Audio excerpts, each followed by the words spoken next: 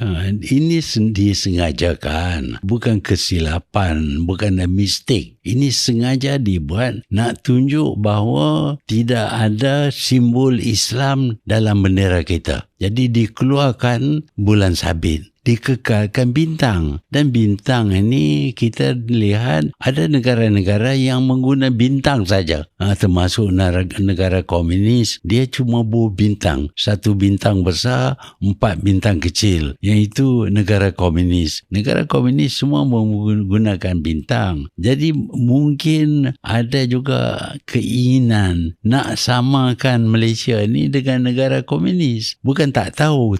Saya tak boleh terima bahawa mereka tersilap. Tak ada, no mistake there. It is deliberate. Nak keluarkan bulan daripada bendera bukan satu perkara yang berlaku tanpa disedari. Dia dengan sedar.